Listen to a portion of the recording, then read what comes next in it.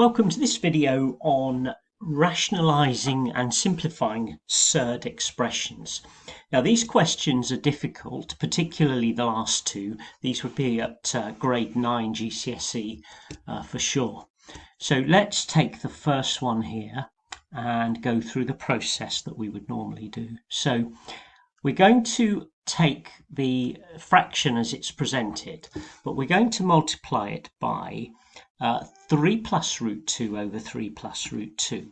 Okay, so if I put another fraction line in next to it there, and then write 3 plus root 2 over itself, this is called the conjugate of 3 minus root 2.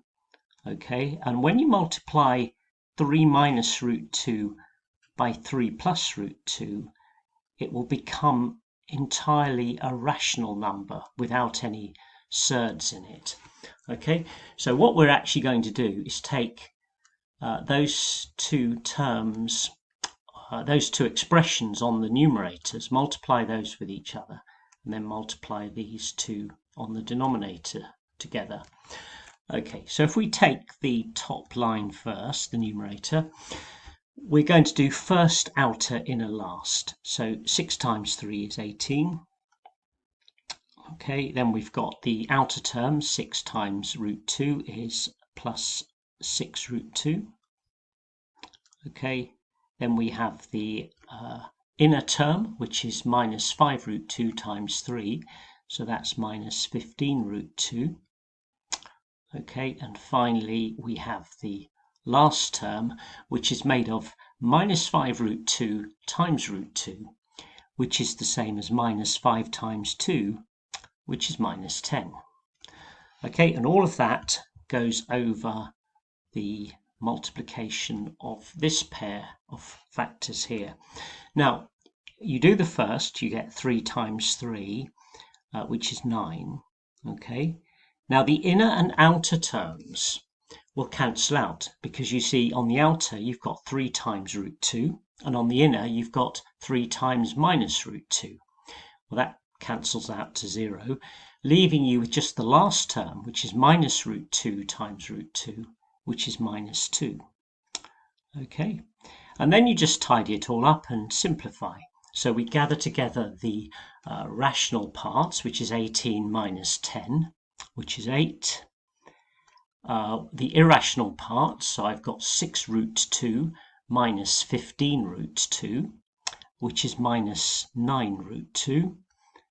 And on the denominator, I've just got 7.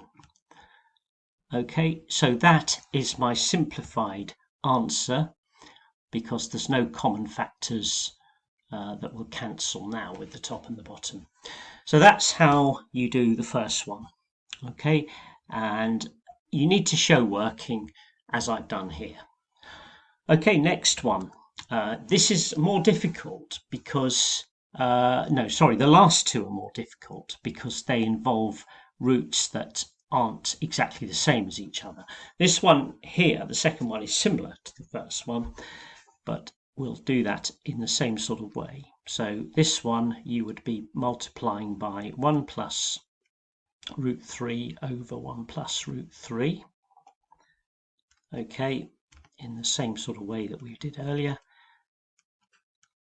And that's that. Put the fraction line in and put the brackets round here. You need to be careful about this, because strictly speaking, if you didn't have those brackets round there, it would not be mathematically correct if you're merging the two fractions together like that. So to make it clear that you're multiplying 7 minus 6 root 3 by 1 plus root 3, you need to put brackets around each part like I've done there. Anyway, that will give us the first term, which would be 7. The next term would be, that would come from the outer term, which would be root 3 times 7. So it's 7 plus 7 root 3. The inner term would come from minus 6 root 3 times 1, which is minus 6 root 3. And finally, I've got the minus 6 root 3 times root 3, which is minus 6 times 3, which is minus 18. And all of that goes over 1 times 1 is 1. The inner and outer terms cancel. The minus root 3 times root 3, that's the last term, that is minus 3. Okay, so if we now process that in the same way as we did the one above, that will give us on the top 7 minus 18, which is minus 11. And then I got plus 7 root 3 minus 6 root 3, which is plus root 3. Okay, plus 1 root 3. And I've also got on the bottom minus 2. Now, you could leave it like that, okay, but strictly speaking, that can be simplified if you recognize that if you can multiply the numerator and denominator by minus 1, you see, and that will change that into 11 minus root 3 on the top. Basically, you swap the sign of each term. Okay, so 11 minus root 3 is the negative of minus 11 plus root 3, and therefore we also need to multiply the denominator by minus 1 as well to give us 2 instead of minus 2. So certainly a fully simplified answer to that would be, in fact, be that there. Okay. Now, these two are more difficult because the square roots are different, but what you should notice in both cases is that the root 10 is, well, it's the same as root 40 is the same as root 4 root 10, which is 2 root 10, and root 28 is the same as root 4 root 7, which is 2 root 7. So that's something that comes into play with these. But to start with, let's just do the same as we did above. So I'm going to be multiplying that by 8 plus root 40, okay, over 8 plus root 40. Okay, so I'm going to start in the same way as I did with the previous ones. But let's see where that leads us to. Let's put all the brackets in. Should really do that first. Okay. And the fraction line as well. So it's looking like that. A multiplication. So using our FOIL system, we've got the first term is going to become 8 times 60, which is 480. The outer term is going to be plus 60 root 40.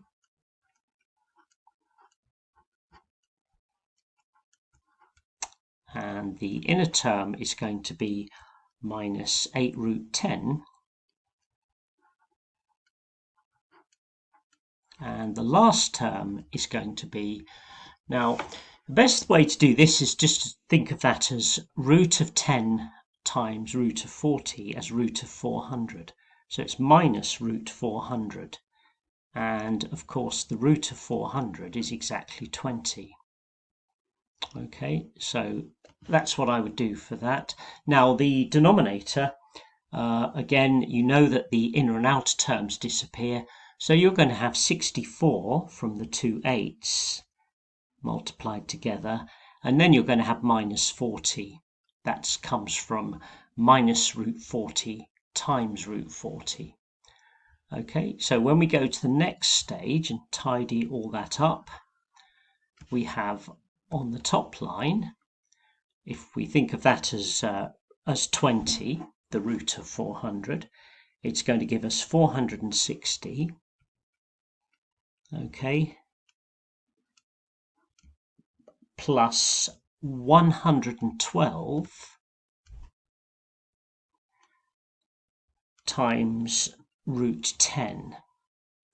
Now perhaps I should explain what I've done there. That's probably one step too many in one go. But basically the root 40 is root 4 root 10, which is 2 root 10.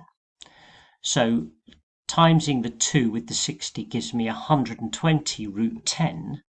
So that's what that is, minus 8 root 10, which is where the 112 root 10 comes from. Okay, and then on the denominator, I just got 24. Okay, now the only thing I would notice now is that we have even numbers here, here, and here. So we know it divides at least by 2. And in fact, they all divide by 4, okay, to give me 115 plus a quarter of 112, which is 28. Okay, so it's 28 root 10. And dividing the 24 by 4 gives me 6. So you should always look for opportunities to cancel, just like you would with any fraction problem. And that is the simplified answer to that question. Okay, now the last one here gives us that we need to, so we do the same kind of thing. I'm just going to put the brackets in there.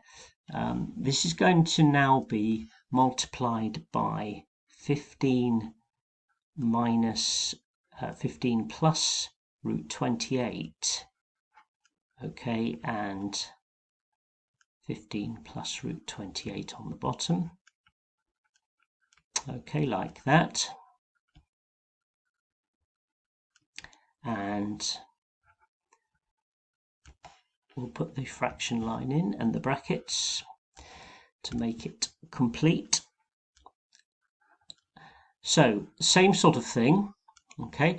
We seem to have some quite awkward numbers, but it's not that bad, because you see 15 times 90 is going to be 1,350, and you've just got another 15 to add on to that, so it's 1,365. So you don't really need to take too much effort over that one. That's the first term.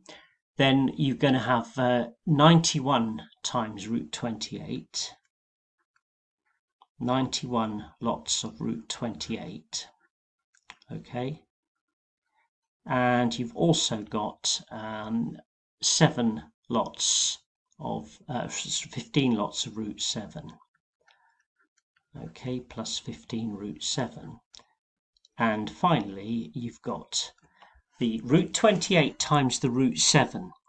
Now, if you think of root 28 as root 4 root 7, that's 2 root 7. So you've got 2 root 7 times root 7, which is 2 times 7, which is 14.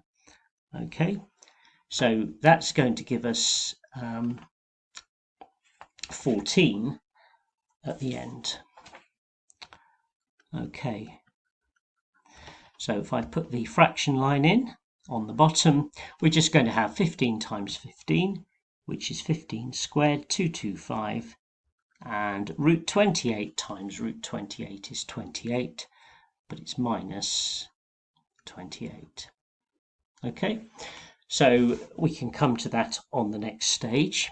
So if we now tidy all that together, we've got 1365 plus 14, which is 1379. Okay, and then we've got 91 times root 28. Now remember I said that was root 4 root 7, okay, which is 2 root 7. So if I take the 91 and double it, I get 182 root 7. So that bit there is 182 root 7 plus 15 root 7. So add the 15 to the 182, I get 197 root 7. Okay, so it's not the easiest numbers to work with, but you could put an extra step in there if you weren't sure. And then under there, you've got, as it happens, exactly 197. Now, it's not a coincidence, because that simplifies hugely, because if you look more carefully, you can see that 1379 is 21 away from 1400, whereas this one is 3 away from 200. What I'm trying to say is that that goes into that exactly 7 times.